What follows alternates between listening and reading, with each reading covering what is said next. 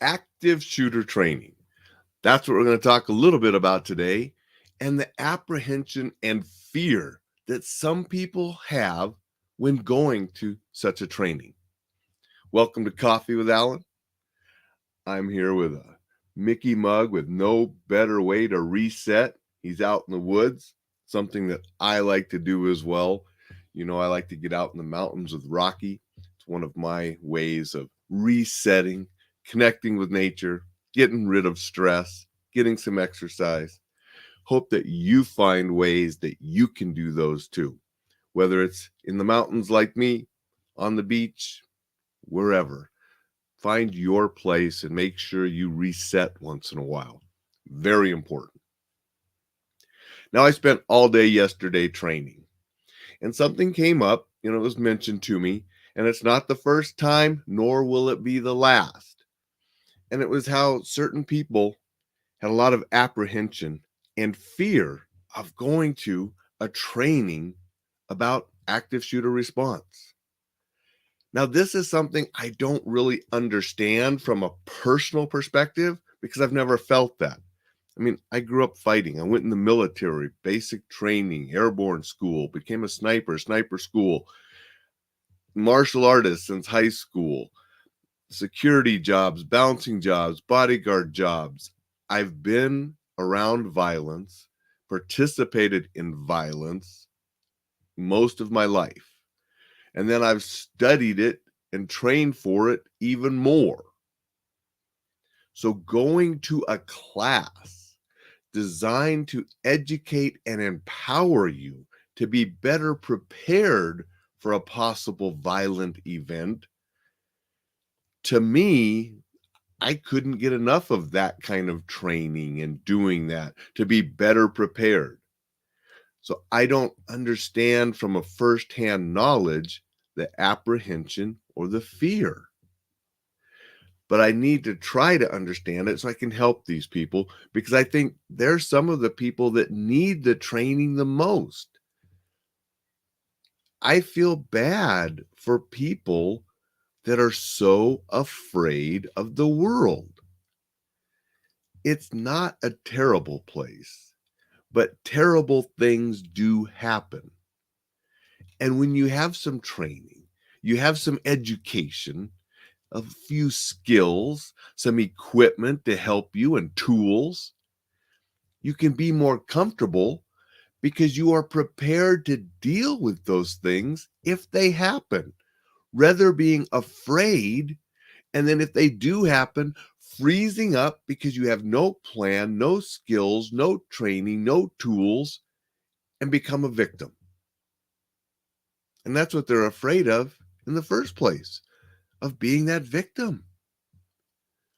So gaining some knowledge and being empowered through the training, such as I provide and others provide, will only help you. And so we need to get through that apprehension and fear.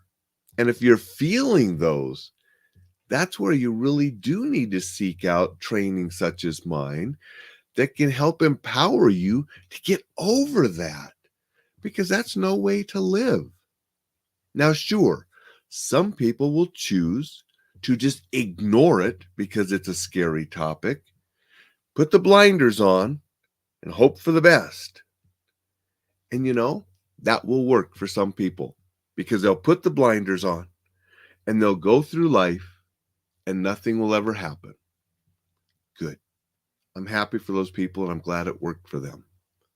The problem is when you have those blinders on and something does happen, then you're a victim because you don't have anything to back up how you could be the survivor and not be a victim. And that's what the training is designed for, to empower you not to be a victim, but be a survivor, and provide some tools and strategies and things that you can do to help increase the likelihood that you're a survivor and not a victim. So you can go through life without the blinders, seeing all the good stuff, recognizing the potential danger, and taking the appropriate action to keep you and your loved ones safe. That's the goal. That's what Enjoy Life Safely is all about. to enjoy more, but do it safely and be prepared for the potential threats that are out there. And they are out there. We see them every day on the news someplace. There's a quote I use in my classes. It won't happen here. It's happening someplace every day.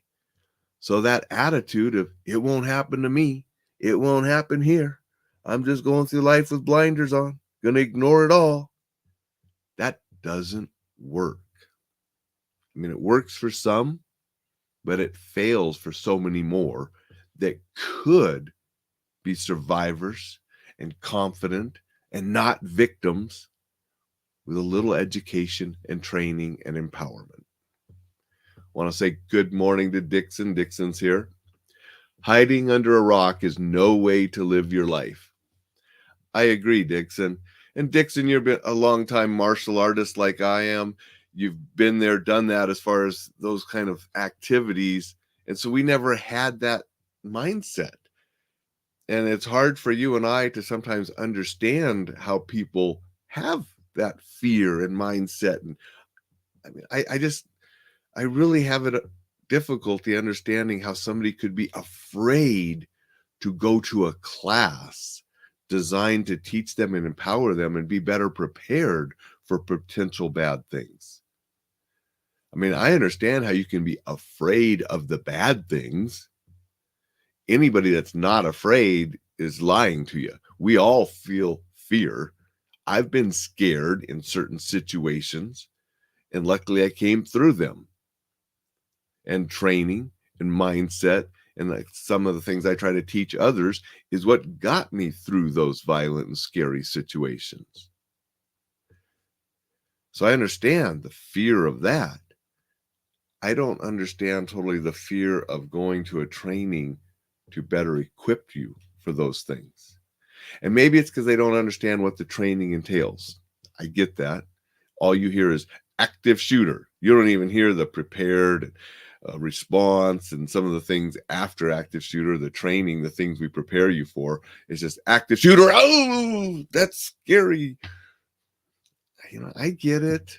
If you've never been around violence, you've never trained, you've never did anything. I get why you could be scared of that, but you got to get past it.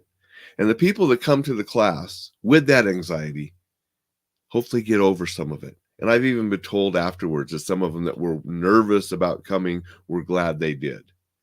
What I really worry about are those people that never come to the classes because they're afraid and the anxiety is too high and it's too scary of a topic to even talk about or have a class about. Because those are the individuals that if something bad does happen, are not going to be prepared to react and be survivors. They'll probably go into the freeze state and do absolutely nothing. And then it's going to be pure luck if they survive or not. So I want people that have those feelings to dig down deep, get through those feelings, and get some education, some training, some empowerment, so you don't have that fear of life and you can go out without blinders and enjoy more of the good things, being prepared in case the bad happen. Dixon commented, ignoring fear is denying one of the most important built-in safety tools we were born with. And that's true. We talk about intuition in the classes, and we have fear, we have intuition, something's wrong, something's not right. We listen to those feelings. We have fear for a reason, but we can learn about it. We can learn to control it better. We can learn to use it rather than be paralyzed by it and do nothing. I just found it interesting that this topic continuously comes up when I'm teaching about people with anxiety and fear to come to the class. And I want people to understand you don't need to be afraid of becoming educated and empowered to deal with violence and the scary things in the world, because that will actually make the world less scary when you understand it have a plan for it, and realize that you can make a difference and be a survivor and keep yourself and others safe. And that is my goal, to help people so they can have that confidence, have that knowledge, have that empowerment to keep themselves and others safe and be prepared if something terrible does happen. I just wanted to share that this morning because, again, it came up again yesterday. It might come up again tomorrow. I'll be teaching again tomorrow, so Coffee with Alain will be earlier because at 8 o'clock I'll be down for setting up to teach the class. So everyone, go out, make it a terrific Thursday. Take some time to reset. Do something that will help you reset, whether that's going in the woods, going to the beach, just meditating in your room. Whatever it does for you, make sure you take some time for yourself and do that. And I will see you tomorrow.